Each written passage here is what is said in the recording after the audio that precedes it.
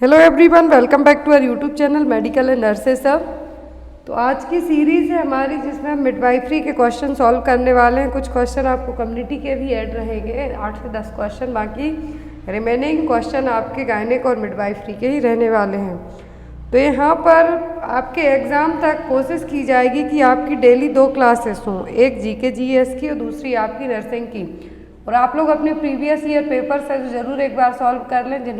जो लोग पीडीएफ लेना चाहते हैं तो मेरे व्हाट्सएप नंबर पर डायरेक्ट कांटेक्ट करके ले सकते हैं, या फिर ऑफिशियल ऐप है मेडिकल एंड नर्सेस ऐप है, वहाँ से ले सकते हैं। और जो लोग नहीं ले पा रहे हैं पेपर या सीरीज़, तो वो चैनल को ही वॉच कर सकते हैं। वहाँ पर मैंने सभी चीज़ें हैं जो आपके लिए अपलोड की हैं।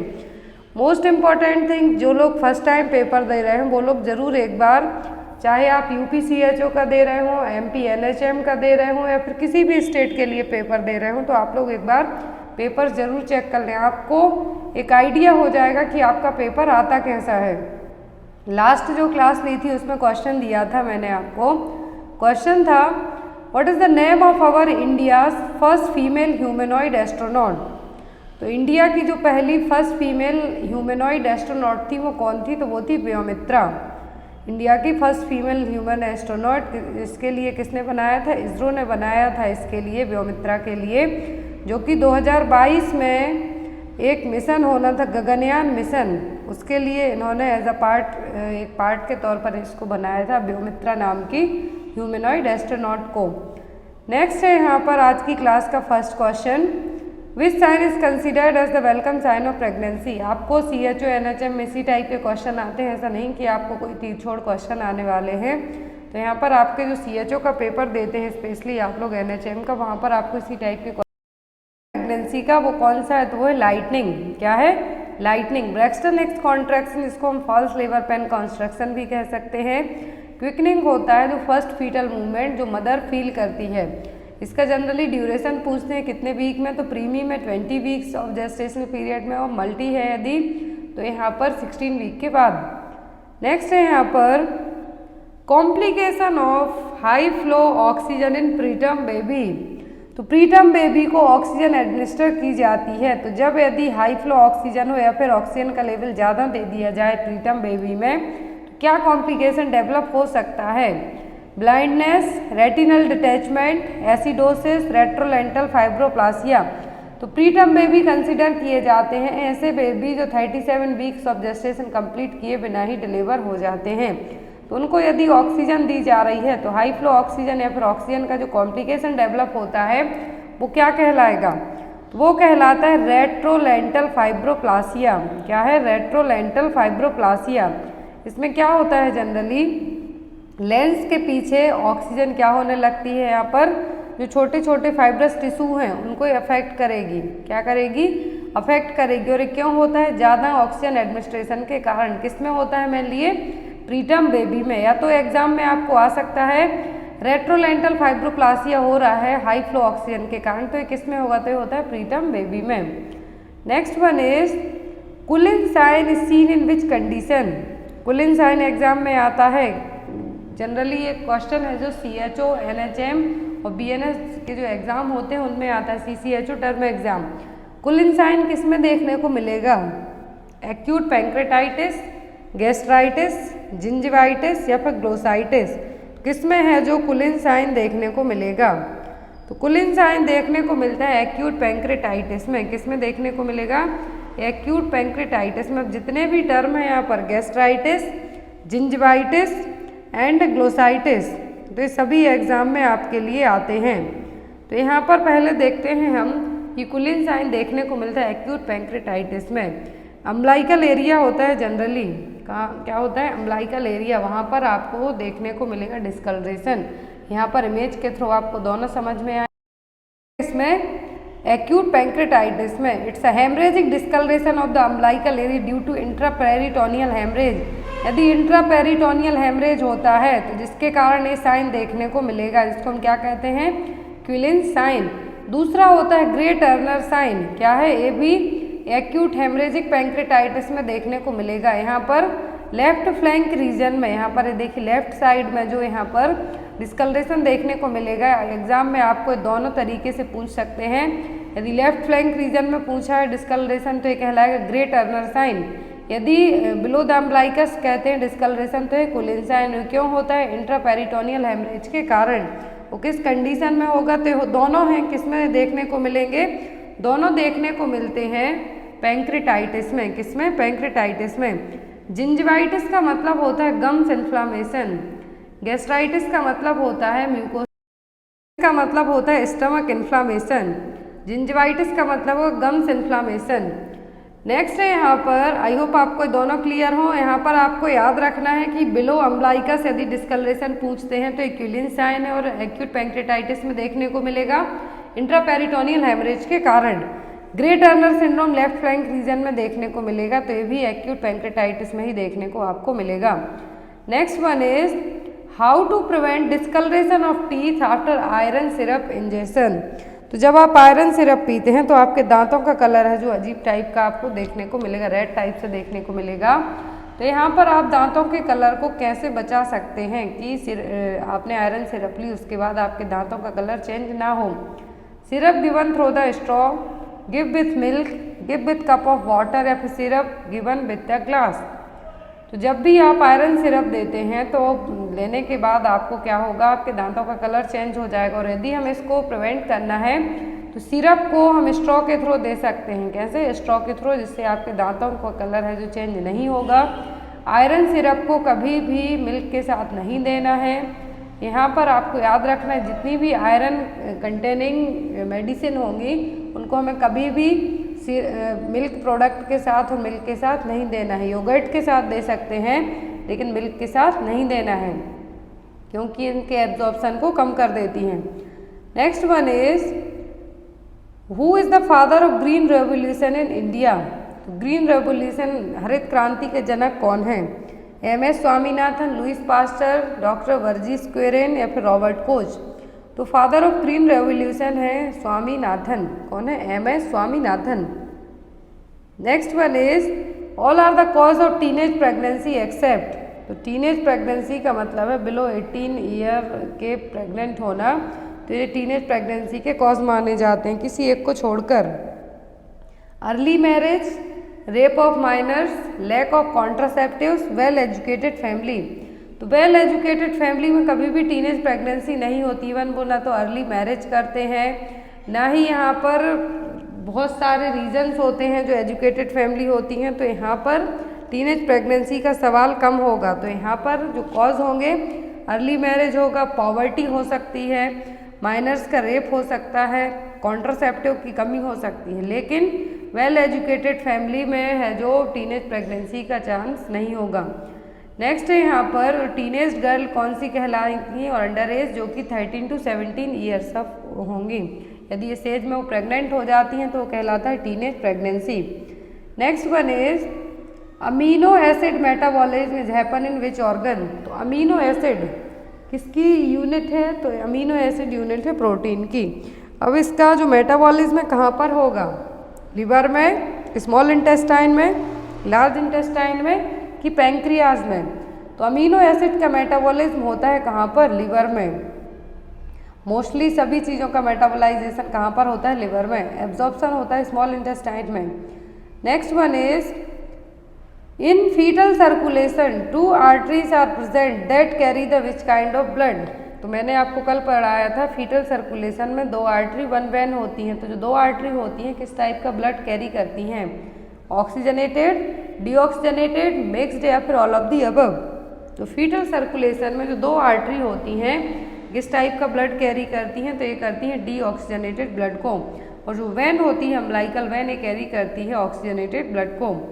Next one is which of the following is most commonest cause of liver cirrhosis. तो लिवर सिरोसिस का मोस्ट कॉमन कॉज क्या है? कैफीन, एनाल्जेसिक्स, इन्फेक्शन या फिर एल्कोहल। तो कॉमनेस्ट कॉज है लिवर सिरोसिस का एल्कोहल कंजप्शन, बहुत ज़्यादा दारू पीना, जो कि लिवर के लिए, क्योंकि जो मेटाबोलाइजेशन होता है दारू का या फिर किसी भी मेडिसिन का वो लिवर में ही होता है। लेकिन जब आप शराब पीते हैं लिवर सिरोसिस होने के चांसेस ज़्यादा हो जाएंगे। Next one is most important question exam में आता है a condition in which tight four skin can't be pulled back over the head of the penis. तो ऐसी कंडीशन जिसमें जो फोर स्किन है क्या है, पेनिस के ऊपर क्या ना हो पाए, रिट्रैक्ट ना हो पाए, तो वो क्या कहलाएगा, फिमोसिस, हाइड्रोसील, ओम्फेलोसील या फिर सर्कमसीजन। तो यहाँ पर आपका आंसर क्या होगा, तो ऐसी कंडीशन जिसमें फोर स्किन पेनिस के ऊपर वापस रिट्रैक्ट ना हो पाए तो वो क्या कहलाएगी, वो कहलाती है फिमोसिस। क्या कहलाएगी, फिमोसिस। फिमोसिस, हाइड्रोसील, ओम्फेलोसील, एपिस्पेडियासिस, डाइपेडियासिस सभी एग्जाम में आपको आते हैं। तो यहाँ पर जब फोर स्किन पुल्ड बैक ना हो पा रही हो पेनिस हेड पर तो कहलाएगा फिमोसिस। हाइड्रोसील का मतलब होगा it's a type of swelling in the scrotum. Scrotum में जो टेस्टिकल है उसके चारों तरफ फ्लूइड भर जाना। हाइड्रो का मतलब होता है फ्लूइडी, वाटर, तो क्या हो जाना, वो भर जाना, जिसके कारण स्वेलिंग देखने को मिलेगी। तो ये क्या कहलाएगा, हाइड्रोसील। ओम्फोलोसील बर्थ डिफेक्ट है जो कि एब्डोमिनल वैली वॉल के यहाँ देखने को मिलेगा। इस तरीके की इमेज आपको यदि एग्जाम में आए तो क्या है, एम्फोलोसील। हाइड्रोसील है type of swelling in the scrotum, जो कि स्पेशली 1 साल की एज तक के बच्चों को देखने को मिल सकता है, लेकिन ये 1 ईयर तक है जो अपने आप ही बिना ट्रीटमेंट के भी ठीक हो जाता है, हाइड्रोसील। ओम्फोलोसील में क्या होगा, बर्थ डिफेक्ट है एब्डोमिनल वैली वॉल के यहाँ पर, इस सर्जरी के थ्रू ही ठीक हो सकता है। तो इसमें इन्फेंट की जो बहुत ही थिन लेयर टाइप से कवर रहेगी, ट्रांसपेरेंट सेक्स से कवर रहेंगे पूरे, लेकिन कभी कभी ये टूट भी सकता है और नहीं भी टूट सकता है। तो इसमें जो पूरे एब्डोमिनल वैली वॉल का जो डिफेक्ट है यहाँ पर ये क्या कहलाता है, omphalocele. Next one is in panchayat raj all the health care delivery system except, जो हमने 3 ट्रायंगल वाला पढ़ा है, क्या पढ़ा है, 3 ट्रायंगल हमने पढ़ा है, तो उसके अकॉर्डिंग यहाँ पे आपको बताना है कि पंचायती राज में सभी हेल्थ केयर डिलीवरी सिस्टम है किसी एक को छोड़कर, जिला परिषद, पंचायत समिति, ग्राम पंचायत या फिर सब सेंटर। जिला परिषद, पंचायत समिति, ग्राम पंचायत तीनों इंक्लूडेड है, किसी एक को छोड़कर तो वो है सब सेंटर। जो पंचायती राज है इसका आपको 3 ट्रायंगल है जो याद रखना है, एग्जाम में इमेज में देख सकते हैं कि जिला परिषद होता है, जिला का मतलब होता है डिस्ट्रिक्ट, और ये कहाँ पर होगी, डिस्ट्रिक्ट लेवल पर। पंचायत समिति होती है ब्लॉक लेवल पर, कहाँ पर, ब्लॉक लेवल पर। ग्राम पंचायत होती है विलेज लेवल पर। तो यहाँ पर आपका आंसर क्या होगा, सब सेंटर, क्योंकि यहाँ पर पंचायती राज का 3 टायर पंचायती राज सिस्टम है उसमें जिला परिषद, पंचायत समिति और ग्राम पंचायत आएंगे, ना कि sub centre. Next one is recent the governor of Madhya Pradesh. तो मध्य प्रदेश की गवर्नर कौन है, तो एट प्रेजेंट एमपी के गवर्नर है मंगू भाई सी पटेल। कौन है, मंगू भाई सी पटेल। यूपी का यदि आप पेपर देते हैं तो यूपी की गवर्नर पूछ सकते हैं, तो है आनंदीबेन पटेल जो कि 2019 से हैं। नेक्स्ट है यहाँ पर recently in which state of India Rudraksh is inaugurated by the prime minister Modi ji. तो प्राइम मिनिस्टर मोदी जी ने एक इनॉग्रेशन किया था रुद्राक्ष का, जो कि जापान के साथ मिलकर है जो बनाया गया है। तो ये किस स्टेट में बना है, मध्य प्रदेश में, यूपी में, बिहार में या फिर पंजाब में। तो रुद्राक्ष नाम का एक बहुत ही अच्छा बिल्डिंग टाइप से बनाया गया है और ये बनाया गया है उत्तर प्रदेश के बनारस में। देखिए यहाँ पर इसमें हजारों करोड़ रुपए लगाकर ये बनाया गया है, कन्वेंशन सेंटर है। तो यहाँ पर मोदी जी ने इसका इनॉग्रेशन किया था यूपी के बनारस शहर में। Next one is hookworm enters the body through. तो हुक वॉर्म बॉडी में कैसे एंटर करेंगे, फीको ओरल रूट से, रेस्पिरेटरी ट्रैक्ट से, थ्रू द स्किन या फिर रिप्रोडक्टिव ट्रैक्ट से। एग्जाम में हुक वॉर्म से क्वेश्चन आते हैं आपको। तो हुक वॉर्म जनरली एंटर करते हैं आपकी स्किन के थ्रू, किसके थ्रू, स्किन के through. Type of hook warm आपको पढ़ लेना है, एग्जाम में आपके आते हैं। टेस्ट कौन सा किया जाता है हुक वॉर्म के लिए, स्टूल टेस्ट किया जाता है जनरली। और यहाँ पर टैप टेस्ट भी किसके लिए होता है, तो होता है हुक वॉर्म के लिए। Next one is what treatment method are use to treat for atonicity of uterus. तो यूट्रस की जो अटोनोसिटी है, अटोनोसिटी का मतलब है टोन, मसल टोन, कॉन्ट्रैक्शन आने की जो क्षमता है वो क्या कहलाती है, टोनोसिटी। लेकिन जब ये बंद हो जाए, जब ये बंद हो जाएगी तो प्रॉब्लम होगी। तो अटोनोसिटी ऑफ यूट्रस को हम कैसे ट्रीट कर सकते हैं, ऑक्सीटोसिन इन्फ्यूजन से, इंजेक्शन मिथार्जिन IV दे के, मैसाज ऑफ यूट्रस करके, यूट्रस की मसाज करके, या फिर ऑल ऑफ दी अबव। तो यहाँ पर इन सभी चीज़ों से हम यूट्रस की जो टोन है वापस लेके आ सकते हैं, और या फिर ये कह सकते हैं मैनेज कर सकते हैं। और मोस्ट कॉमन कॉज होता है यूट्रस का PPH का, वो क्या होता है, एटोनोसिटी ऑफ द यूट्रस। क्योंकि आफ्टर डिलीवरी के बाद जब यूट्रस में कॉन्ट्रैक्शन ही नहीं आएंगे तो ब्लीडिंग होने के चांसेस बहुत ज़्यादा हो जाते हैं। तो यहाँ पर एटोनोसिटी क्या है, मोस्ट कॉमन कॉज माना जाता है PPH के लिए।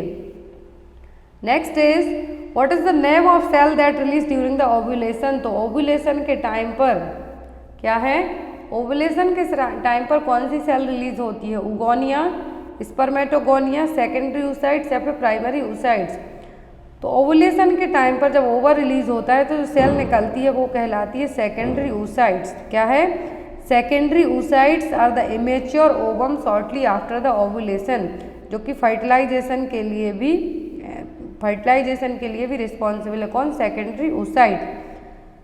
Next one is during first 6 week of pregnancy which organ secrete the hormone progesterone. तो फर्स्ट 6 वीक तक प्रेगनेंसी में कौन सा हार्मोन प्रोजेस्टेरोन को रिलीज करेगा। आफ्टर दैट ये काम कौन करने लगता है, 6 वीक के बाद प्लेसेंटा। तो जो फर्स्ट 6 वीक तक होगा प्रेगनेंसी में, कौन सा ऑर्गन है जो प्रोजेस्टेरोन रिलीज करेगा, तो वो होता है कॉर्पस ल्यूटियम। ओवरी में जो कॉर्पस ल्यूटियम है ये फर्स्ट 6 वीक तक तो ये प्रोजेस्टेरोन रिलीज करेगा, आफ्टर दैट प्लेसेंटा रिलीज करेगा। क्योंकि एक नॉर्मल हेल्दी टर्म प्रेगनेंसी के लिए प्रोजेस्टेरोन होना बहुत ज़्यादा इंपॉर्टेंट है। Next is PGE1 is also known as. तो PGE1 क्या है, डायनोप्रोस्टोन है, डायनोप्रोस्ट है, मिफेप्रोस्टोन है, फिर मीजोप्रोस्टॉल है। तो PGE1 का जो दूसरा नाम है वो क्या है, वो है मीजोप्रोस्टॉल, जो कि अबॉर्शन के लिए मेडिसिन है। Next one is a woman who never given birth to a child. ऐसी वुमेन जिसने कभी बच्चे को जन्म नहीं दिया है, नली पैरा, नली ग्रेविडा, प्रीमी पैरा या फिर मल्टी पैरा। तो यहाँ पर कहा है जन्म नहीं दिया है तो वो कहलाएगी नली पैरा। यदि वो कभी प्रेग्नेंट नहीं हुई है तो वो होगी नली ग्रेविडा। ये ध्यान से देखिए क्वेश्चन, हो सकता है कि वो प्रेग्नेंट हुई हो लेकिन वायबल स्टेज तक प्रेगनेंसी ना रुक पाई हो, तो वो कहलाएगी नली पैरा, क्योंकि उसने बच्चे को जन्म नहीं दिया लेकिन प्रेग्नेंट कभी नहीं हुई है तो वो कहलाएगी नली gravida. Next one is A drug used by the healthcare worker in the management of acute respiratory illnesses। तो हेल्थ केयर वर्कर है जो एक्यूट रेस्पिरेटरी इलनेस को मैनेज करने के लिए एक मेडिसिन यूज़ करते हैं, वो क्या है, कॉट्रीमैक्सोल, वेंजाइल पेनिसिलिन, क्लोरेमफेनिकोल या फिर जेंटामाइसिन। तो जो health care worker medicine use करते हैं एक्यूट रेस्पिरेटरी इलनेस को मैनेज करने के लिए वो होती है कॉट्रीमैक्सोल। जो सब सेंटर में किट ए और किट बी होती हैं तो उनमें से एक किट में मेडिसिन अवेलेबल होती है cotrimoxazole. Next is when 2 live vaccine are required it should be given. तो जब 2 लाइव वैक्सीन दी जानी हो तो कैसे देंगे हम, both together by IV, simultaneously at same site, simultaneously at different site या फिर all of the above.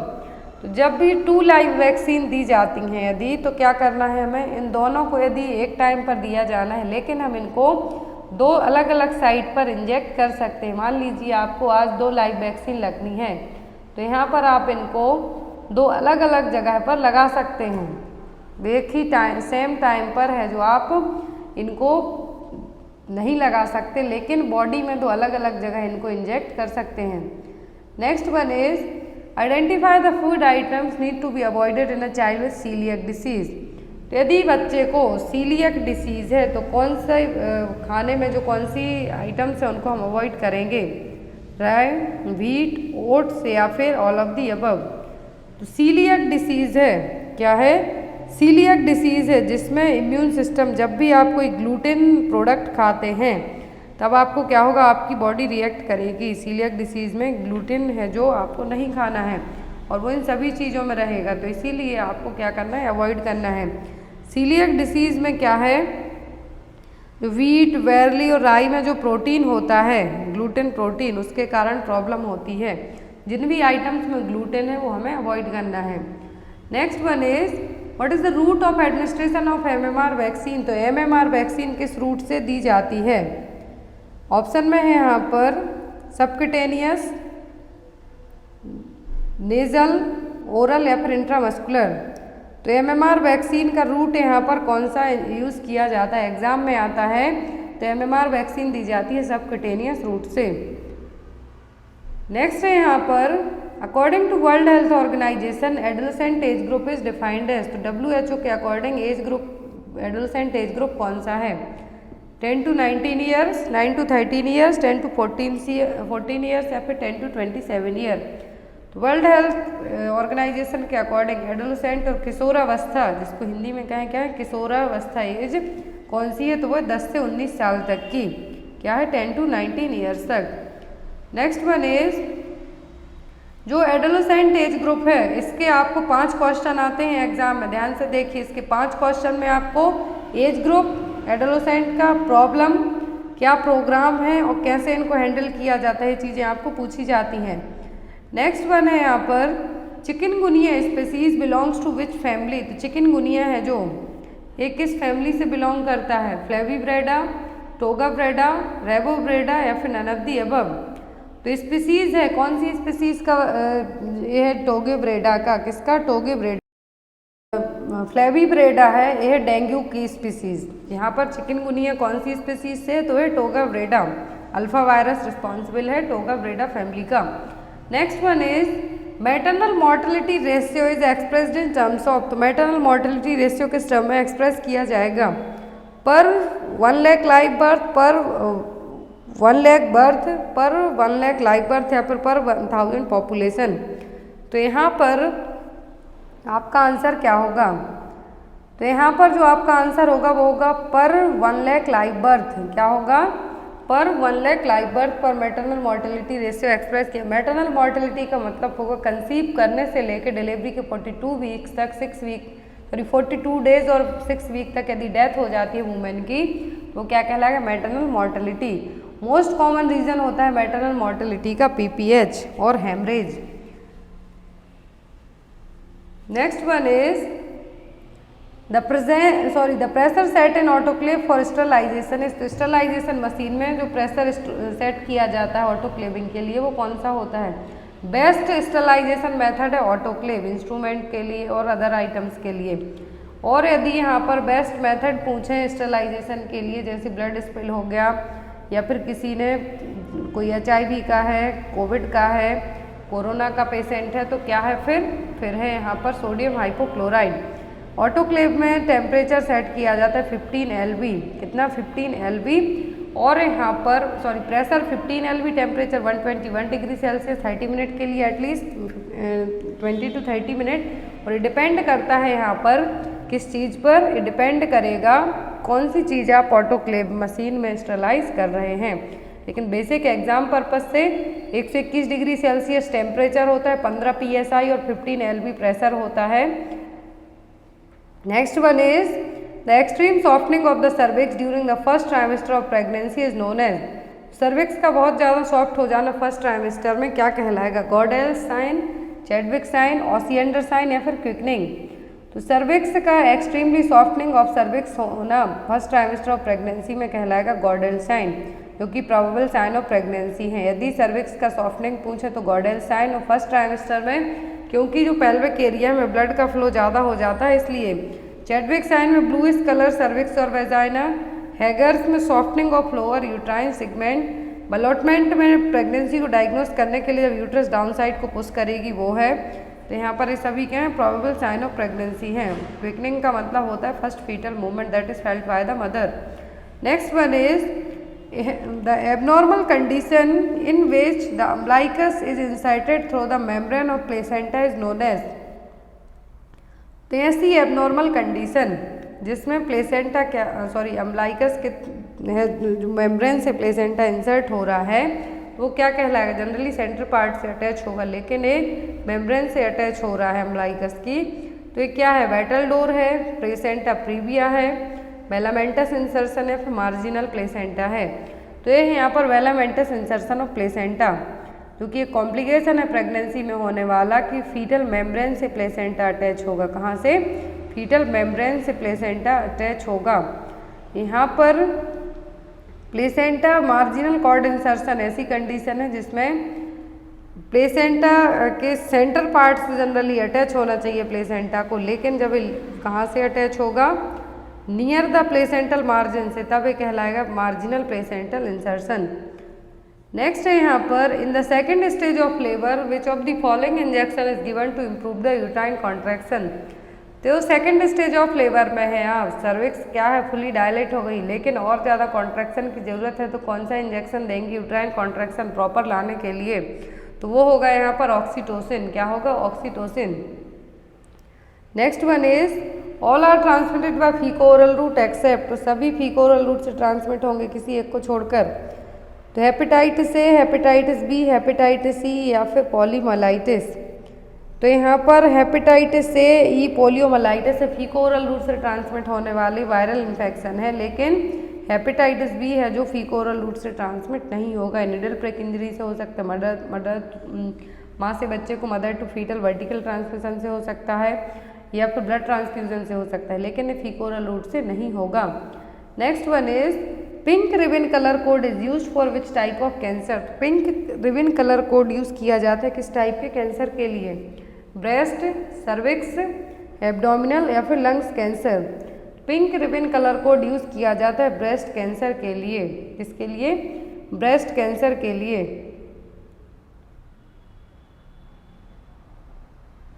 Next है यहाँ पर antidote for magnesium sulphate MgSO4 drug of choice है किसके लिए? एक्लेम्सिया, प्री एक्लेम्सिया के लिए। तो यदि MgSO4 का डोज आप ओवर कर देते हैं या फिर इसकी टॉक्सिसिटी होती है तो कैसे ट्रीट करेंगे? वारफ्रिन दे के, विटामिन के दे के, प्रोटामाइन सल्फेट दे के या फिर कैल्शियम ग्लूकोनेट दे के। कैल्शियम ग्लूकोनेट दिया जाता है हेपेरिन ओवरडोज के लिए, वारफ्रिन ओवरडोज के लिए देते हैं विटामिन के, MgSO4 डोज के लिए देंगे हम कैल्शियम ग्लूकोनेट। क्या देंगे? मैग्नीशियम सल्फेट का यदि ओवरडोज होता है तो हम क्या देंगे? Calcium gluconate. Next one is which of the following is an hormone involve in let down reflex. Let down reflex में कौन से हार्मोन रिस्पॉन्सिबल होते हैं? प्रोजेस्टेरोन, एस्ट्रोजन, ऑक्सीटोसिन या फिर प्रोलैक्टिन। लेट डाउन का मतलब होगा यहाँ पर ब्रेस्ट मिल्क इजेक्शन रिफ्लेक्स, तो वो होगा यहाँ पर oxytocin. Next one is which of the following is common side effect of streptomycin. तो स्ट्रेप्टोमाइसिन का साइड इफेक्ट क्या है? एक एंटी ट्यूबरकुलर एंटीबायोटिक ड्रग है। तो यहाँ पर एक साइड इफेक्ट कौन सा है? हाइपर सेंसिटिविटी होगी, damage to facial nerve, damage to eight cranial nerve और नन ऑफ दी अबव। तो जो स्ट्रेप्टोमाइसिन जब भी पेशेंट को दी जाती है तो जो मोस्ट कॉमन यहाँ पर साइड इफेक्ट होता है वो होता है 8वें नंबर की क्रेनियल नर्व को डैमेज होने का रिस्क ज़्यादा होता है। जो वेस्टिबुलोकोक्लियर नर्व है उसके डैमेज होने का चांस ज़्यादा होता है। नेक्स्ट वन इज और यहाँ पर जो स्ट्रेप्टोमाइसिन है, जेंटामाइसिन, टोब्रामाइसिन, इन तीनों से जो क्या होता है, तीनों किस कैटेगरी की ड्रग है? अमीनो ग्लाइकोसाइड्स कैटेगरी की ड्रग है। नेक्स्ट है यहाँ पर विच of the following drug is administered sublingually for the management of angina pectoris. तो एंजाइना पेक्टोरिस को मैनेज करने के लिए कौन सी मेडिसिन दी जाती है? एंजाइना पेक्टोरिस में सीवियर चेस्ट पेन होता है तो उसको मैनेज करने के लिए हम क्या देते हैं? वारफ्रिन देंगे, नाइट्रोग्लिसरीन देंगे, एटिनोलॉल देंगे या फिर एस्प्रिन देंगे। कौन सी मेडिसिन हम यहाँ पे देंगे? ड्रग ऑफ चॉइस क्या है यहाँ पर? तो एंजाइना पेक्टोरिस के लिए ड्रग ऑफ चॉइस है नाइट्रोग्लिसरीन। क्या है? Nitroglycerin. Next one is ondansetron administered before chemotherapy, what is the use of that or prevent for. तो ऑर्डेमसेट्रॉन क्या है? एंटी एमेटिक मेडिसिन है, वॉमिटिंग को प्रिवेंट करने के लिए दी जाती है कीमोथेरेपी के पहले। कब दी जाती है कीमोथेरेपी के पहले? Before 30 minute. कीमोथेरेपी स्टार्ट होने के 30 मिनट पहले ऑर्डेमसेट्रॉन और एंटी एमेटिक्स मेडिसिन दी जाती हैं, क्योंकि कीमोथेरेपी मेडिसिन के बाद वॉमिटिंग होने के चांसेस ज़्यादा होते हैं। तो यदि आपने कीमोथेरेपी में जो मेडिसिन दी, कीमोथेरापीटिक्स एजेंट्स दिए, वॉमिट कर दिए तो किसी काम के नहीं रहेंगे। तो इसीलिए बिफोर 30 मिनट ऑर्डेमसेट्रॉन और अदर एंटी एमेटिक्स ड्रग दी जाती हैं, जिससे कीमोथेरेपी में जो वॉमिटिंग होती है उसको हम प्रिवेंट कर सकें। Next one is in which of the following anti tubercular medicine causes the red orange colour discolouration of urine. कौन सी एंटी ट्यूबरकुलर मेडिसिन है जिससे रेड ऑरेंज कलर की यूरिन का कलर है जो आपको देखने को मिलेगा? आइसोनियाजिड से, स्ट्रेप्टोमाइसिन से, थामब्यूटल से या फिर रिफाम्सिन से। जितनी भी एंटी ट्यूबरकुलर ड्रग हैं इनके साइड इफेक्ट एग्जाम में आपको आते ही आते हैं। तो एंटी ट्यूबरकुलर ड्रग आपको जब यदि पेशेंट को आप रिफाम्सिन देते हैं तो उसके पहले आपको बता देना है यदि आप रिफार्मसिन लेते हैं, जो ट्रीटमेंट चल रहा है आपका, उसके बाद यदि आपको यूरिन का कलर चेंज आता है तो आपको डरना नहीं है, ये मेडिसिन का ही एक साइड इफेक्ट है। नेक्स्ट है यहाँ पर which route is used to sensitivity or allergic reaction to the drug is tested by administering the drug. तो यहाँ पर कौन सा रूट अपनाया जाता है किसी भी सेंसिटिविटी को या फिर एलर्जिक रिएक्शन को चेक करने के लिए? तो ड्रग एडमिनिस्टर की जाती है sensitivity or allergic reaction check करने के लिए, किस रूट से दी जाएगी? इंट्रामस्कुलर, इंट्राडर्मल या फिर इंट्रावीनसली? किस रूट से है जो दी जाएगी? तो ये दी जाएगी यहाँ पर intradermally. Next one is an intentional touching of the body parts of the patient body without consent is termed as. तो यदि आप as a nurse, as a CHO जाके किसी पेशेंट को उसके बिना परमिशन के टच करते हैं तो ये क्या कहलाएगा? बैटरी, नेग्लिजेंस, असॉल्ट या फिर माल प्रैक्टिस। कोई गलत दवाई दे दी तो वो कहलाएगा माल प्रैक्टिस। क्या होगा? माल प्रैक्टिस। और यहाँ पर यदि पेशेंट को आपने जानबूझ के जाके क्या कर लिया, बिना उसके पूंछे ही टच कर लिया, तो ये कहलाएगा battery. Next is corpus luteum of pregnancy is active till. Corpus luteum pregnancy में कब तक एक्टिव रहेगा? जब आफ्टर दैट फिर एक काम कौन करेगा? जो कॉर्पस ल्यूटियम कर रहा है करेगा placenta. 6 to 10 week, 12 to 14 week, 16 to 18 weeks या फिर 20 to 25 वीक्स। तो कॉर्पस ल्यूटियम प्रेगनेंसी में एक्टिव रहता है 12 से 14 वीक तक। कब तक? 12 to 14 वीक्स की प्रेगनेंसी तक। Next one is the most sensitive marker to predict preterm labour is. Preterm labour को प्रिडिक्ट करने के लिए कौन सा सेंसिटिव मार्कर है? Cervical length, serum ferritin test, ferning test या फिर फाइब्रोनेक्टिन। तो यहाँ पर जो टेस्ट है वो फाइब्रोनेक्टिन। क्या है? फाइब्रोनेक्टिन टेस्ट, जिससे हम प्रीटर्म लेबर को है जो प्रिडिक्ट कर सकते हैं। फर्निंग टेस्ट से हम जो इनफर्टिलिटी है उसको डायग्नोस कर सकते हैं। लेकिन यहाँ पर प्रीटर्म लेबर के लिए जो मोस्ट कॉमन मार्कर है वो क्या है? Foetal fibronectin. The presence of foetal fibronectin most effective biochemical marker predicting the preterm birth की बेबी 37 वीक के पहले ही डिलीवर हो जाएगा। Next is the major contributor of amniotic fluid. तो एमनियोटिक फ्लूइड में 90% वाटर होता है। तो यहाँ पर 90% जो वाटर है यहाँ पर, तो उसमें मेजर कॉन्ट्रीब्यूटर क्या होगा? मदर का plasma, foetal plasma, foetal urine या फिर मदर यूरिन। तो क्या होता है? वो होता है foetal urine. Next one is which age group is treated under IMNCI approach. तो IMNCI अप्रोच के अंदर कौन सा एज ग्रुप ट्रीट किया जाता है? 9 साल, 5 साल, 8 साल या फिर 6 साल का। तो IMNCI अप्रोच में जो ग्रुप ट्रीट किया जाता है वो होता है 5 साल की एज तक का, बर्थ से लेके 5 साल तक। Transportation of triglycerides from liver to adipose tissue is the function of which of the following lipoprotein. मतलब कि लिवर से ले जाके क्या कर रहे हैं? एडिपोज टिश्यू में जमा कर रहे हैं। तो किस लिपोप्रोटीन का काम है? ट्राइग्लिसराइड्स को लिवर से एडिपोज टिश्यू में लेके जा रहे हैं, तो ये किसका काम है? LDL लो density lipoprotein, high density lipoprotein, very low density lipoprotein या फिर नन ऑफ द अबव। अब जब लिवर से एडिपोज टिश्यू में कुछ भी जाएगा तो वहाँ पर जमा ही होगा। जो फैट है जनरली कहाँ पर डिपॉजिट होता है? एडिपोज टिश्यू में। तो यहाँ पर लिवर से जो एडिपोज टिश्यू में ट्राइग्लिसराइड्स का ट्रांसफॉर्मेशन कर रहा है, कौन कर रहा है? Lipoprotein VLDL। अब यहाँ पर आपके 5 क्वेश्चन बनते हैं। फर्स्ट, नॉर्मल लेवल होता है कोलेस्ट्रॉल का कितना? लेस देन 200 मिलीग्राम पर डेसीलीटर, मीन्स 200 mg पर DL क्या है? नॉर्मल है, डिजायरेबल है एडल्ट्स में। यदि टोटल कोलेस्ट्रॉल की बात हो रही है, लेकिन जब यदि क्या हो जाए, जो बैड कोलेस्ट्रॉल LDL क्यों कहलाता है और VLDL? इसलिए क्योंकि ये जो ट्राइग्लिसराइड्स हैं उनको लिवर से लिपोप्रोटीन में एडिपोज टिश्यू में जमा करने का काम कर रहे हैं। लेकिन जो HDL हैं इनका अमाउंट ज़्यादा होना चाहिए ब्लड में, 40 mg DL और इससे ज़्यादा ही हो तो अच्छे हैं। लेकिन बैड कोलेस्ट्रॉल 100 mg पर DL से कम हो तभी अच्छे हैं। ट्राइग्लिसराइड्स 150 mg पर DL से कम हो। तो यहाँ पर जब LDL और VLDL क्या करते हैं? बैड कोलेस्ट्रॉल जो कि कहलाएगा एडिपोज टिश्यू में जाके जमा करवा देंगे तो और प्रॉब्लम होगी। लेकिन जो HDL हैं, जो आपके ब्लड में क्या है, जो भी फैट है उसको क्या कर रहे हैं? आर्टरीज वेन से निकाल के बाहर निकालने का काम कर रहे हैं, लिवर के पास लेके जा रहे हैं। तो वो गुड कहलाएंगे, क्योंकि फिर वहाँ से बाहर हो सकते हैं बॉडी के। तो इसीलिए LDL VLDL, तो यहाँ पर आपको LDL बैड कोलेस्ट्रॉल कहलाते हैं। क्यों? क्योंकि ये प्लक फॉर्मेशन का काम करेंगे। VLDL भी यही काम करेंगे, लेकिन HDL कोलेस्ट्रॉल को बॉडी से बाहर निकालने का काम करेंगे, बैड कोलेस्ट्रॉल को। तो यहाँ पर आपका आंसर क्या होगा? VLDL, very low density lipoprotein. Liver से एडिपोज टिश्यू में जो जमा करवाने का काम कर रहा है, कौन कर रहा है? VLDL, very low density lipoprotein. Next one is yellow plastic bags containing biomedical waste are treated by. तो येलो प्लास्टिक बैग में जो वेस्ट है, बायोमेडिकल वेस्ट, वो कैसे ट्रीट करेंगे? माइक्रोवेव से, ऑटोक्लेविंग से, डंपिंग से या फिर इंसिनरेशन से। तो येलो प्लास्टिक बैग में ह्यूमन एनाटॉमिकल वेस्ट है जो रखा जाता है। अब ह्यूमन एनाटॉमिकल वेस्ट को डिस्पोज करने की बेस्ट मेथड इंसिनरेशन होती है। क्या होती है? इंसिनरेशन।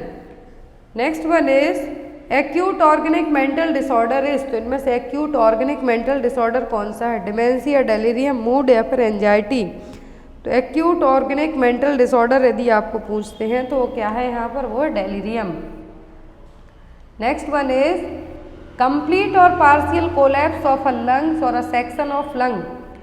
तो लंग्स के जो लोब होते हैं टोटल 5 होते हैं, तो इनमें से यदि कोई एक लोब, पूरा लंग्स या फिर हाफ लंग में कोलैप्स हो जाए, सिकुड़ जाए, तो ये क्या कहलाएगा? एटेलेक्टेसिस, न्यूमोथोरिक्स, COPD या फिर अस्थमा। तो लंग्स का सिकुड़ना, कोलैप्स होना क्या कहलाता है? कहलाता है एटेलेक्टेसिस। जितनी भी एब्डोमिनल सर्जरी होती है मोस्ट कॉमन कॉम्प्लिकेशन पूछते हैं और वो होता है atelectasis, collapsed lungs. Next one is before surgery nurse will check first. तो कोई भी सर्जरी हो रही हो, कोई सी भी सर्जरी, तो सबसे पहले एज अ नर्स आपको क्या चेक करना है? Vital sign, consent form, exercise या फिर प्रोसीजर एक्सप्लेन। कोई सी भी सर्जरी होने वाली हो तो उसके पहले आपको कंसेंट फॉर्म एक बार चेक कर लेना है कि आपने जो सर्जरी होने वाली है फैमिली मेम्बर या फिर पेशेंट से परमिशन ली है या नहीं। Which is the most common hypertensive disorder in pregnancy and young primi gravida. तो यंग प्रीमी ग्रेविडा में सबसे कॉमन कौन सा हाइपरटेंसिव डिसऑर्डर हो सकता है?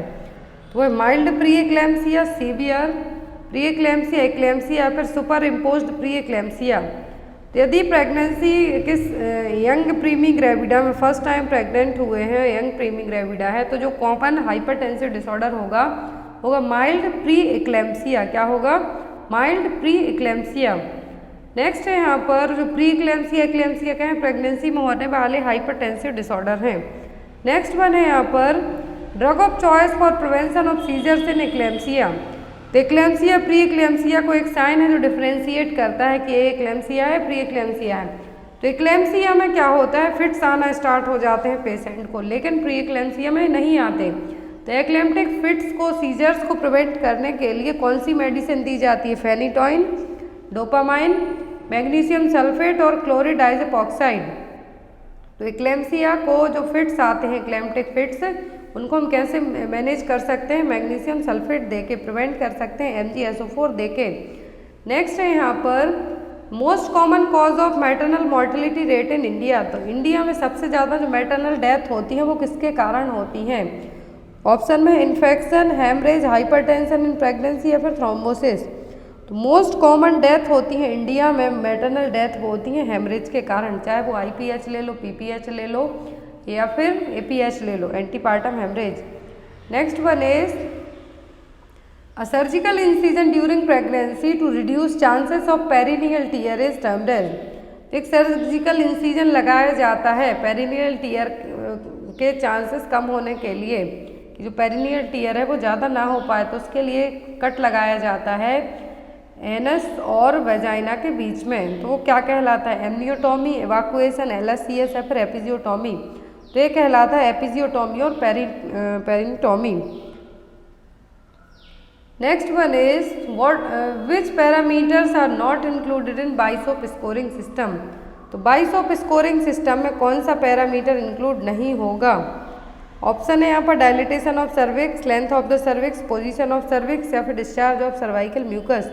तो यहाँ पर बाइसोप स्कोरिंग का आंसर आप लोग कमेंट बॉक्स में देंगे। नेक्स्ट क्लास होगी उसमें आपके लिए है जो इसका आंसर बताया जाएगा। Thank you for watching us, bye bye, have a good day. आज रात में 9:30 पर आपकी जीके जीएस की क्लास होगी, जिसमें आपको पूरे जुलाई के करंट अफेयर जीके के क्वेश्चन बता दिए जाएंगे जो आपके एग्जाम में बहुत ज़्यादा हेल्पफुल रहेंगे। Thank you for watching guys, bye bye.